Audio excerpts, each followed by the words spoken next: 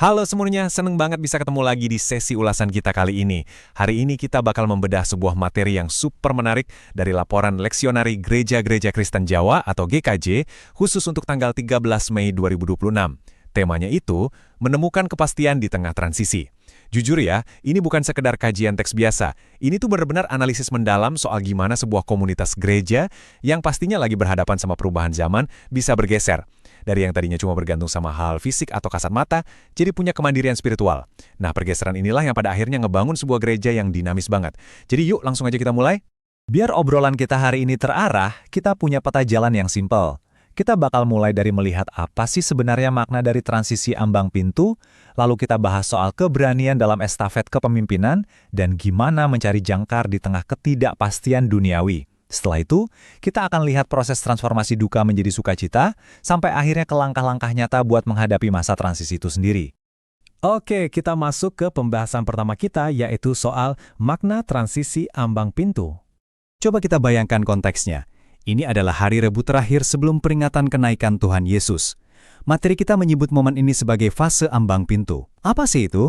Singkatnya, ini tuh masa transisi teologis yang krusial banget buat membawa jemaat dari kebiasaan mengandalkan hal-hal yang kelihatan di mata untuk berani melangkah maju dengan iman yang lebih dewasa. Poin pentingnya di sini, ini sama sekali bukan tentang kehilangan sesuatu loh.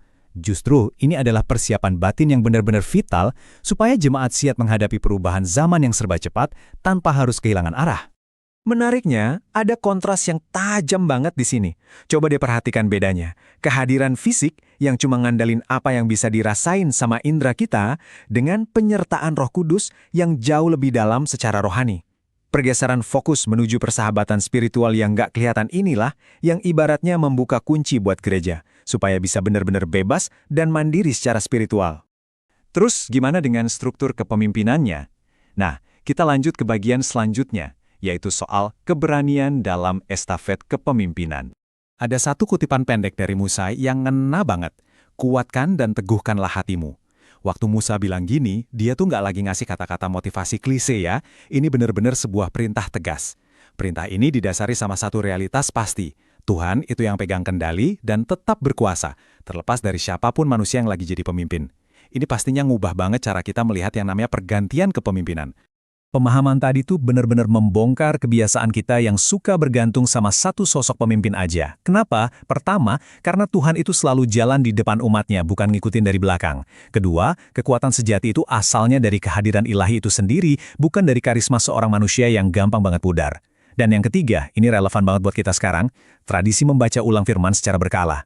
Kita nggak lagi ngubah kebenaran, tapi kita pakai firman itu sebagai kompas inovatif buat jaga identitas jemaat di tengah transisi organisasi. Jadi, dampaknya buat institusi atau gereja apa dong? Sederhananya gini, gereja yang beneran dinamis dan berani berinovasi itu pasti nggak bergantung cuma sama satu figur manusia. Mereka bisa melewati regenerasi kepimpinan dengan sangat sehat karena satu alasan simpel. Mereka yakin 100% kalau Tuhanlah pemimpin sejati yang lagi memandu setiap transisi di gereja tersebut. Luar biasa kan? Sekarang kita melangkah ke bagian ketiga. Gimana caranya kita bisa menemukan jangkar di tengah semua ketidakpastian zaman? Kalau kita baca Mazmur 93, itu tuh ibarat jangkar mental yang kuat banget pas kita lagi dihantam badai. Di satu sisi, ada metafora suara air yang besar. Buat orang zaman kuno, ini tuh simbol paling menyeramkan dari ancaman dan kekacauan dunia yang nggak bisa dikendalikan. Tapi di sisi lain, ancaman ini langsung disandingkan dengan kekuasaan Tuhan di tempat tinggi.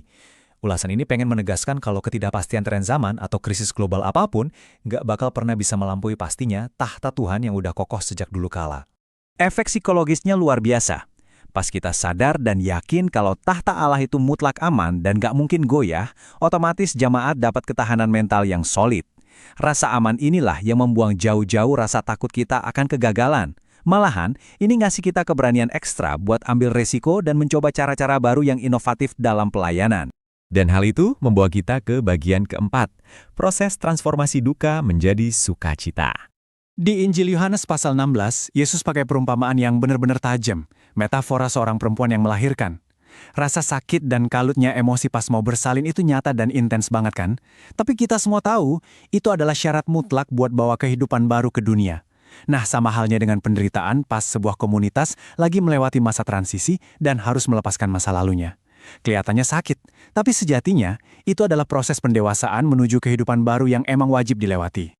Kalau kita telusuri, logika teologis di balik transisi ini tuh benar-benar menakjubkan. Kepergian fisik Yesus justru menjadi kunci yang membuka pintu akses spiritual yang luar biasa buat kita. Pintu ini ngasih kita akses langsung ke Allah Bapa, yang sering disebut sebagai imamat am orang percaya. Mulai detik itu juga, setiap jemaat bisa berdoa secara langsung di dalam nama Yesus. Dan ujung-ujungnya apa? Kita dapat sukacita yang permanen, yang nggak dibatasi ruang dan waktu, dan pastinya nggak ada satu orang pun yang bisa merampas sukacita itu. Nah, praktiknya buat spiritualitas kita begini. Kita didorong buat berani melahirkan inovasi spiritual. Pesan intinya jelas banget, jangan pernah takut melewati yang namanya kematian dari cara-cara lama. Melepaskan metode tradisional yang mungkin udah basi, itu rasanya emang nggak enak. Tapi rasa duka itulah yang bakal bertransformasi jadi sukacita yang meledak pas kita sadar kalau kita lagi membangun komunitas yang jauh lebih tangguh dan siap buat masa depan. Coba deh kita gabungkan semua bahasan teologis tadi. Pasti kita langsung dapat satu momen aha yang besar. Ketiga bacaan ini ternyata saling melengkapi dengan sempurna. Ulangan 31 bikin kita stabil dengan menjadikan firman sebagai kompas saat regenerasi. Mazmur 93 ngasih kita rasa aman lewat kedaulatan Tuhan supaya kita berani berinovasi. Terus, Yohanes 16 menutupinya dengan janji bahwa proses transisi ini bakal berujung pada akses langsung ke Bapa dan sukacita yang hakiki. Ketiganya tuh nyatu banget buat mendewasakan jemaat. Oke, sekarang kita sampai di bagian kelima, langkah nyata menghadapi transisi. Terus, apa yang harus kita lakuin? Dunia di luar sana itu emang penuh dengan ketidakpastian. Tapi ulasan ini mengingatkan kita akan satu hal, sifat kedaulatan Tuhan, keabadian firman-Nya, dan sukacita yang Dia kasih itu adalah konstanta mutlak, nggak bakal berubah.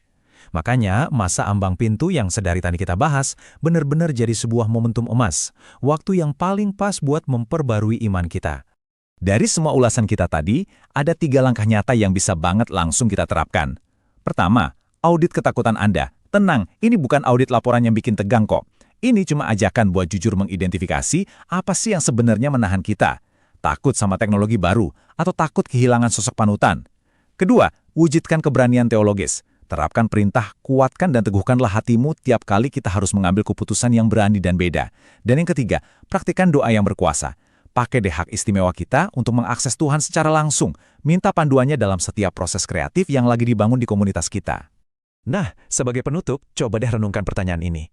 Apa sih sebenarnya ketakutan transisi yang saat ini lagi menghambat Anda atau mungkin komunitas Anda untuk melangkah maju? Kalau ulasan kita hari ini bikin Anda kepikiran, saya sangat menyarankan Anda buat baca dokumen materinya secara utuh biar bisa menggali kekayaan teologisnya lebih dalam lagi. Teruslah perbarui iman Anda, berani ambil resiko, dan mantapkan langkah buat melewati ambang pintu itu. Makasih banyak ya udah gabung dan nemenin saya ngobrol hari ini. Sampai jumpa!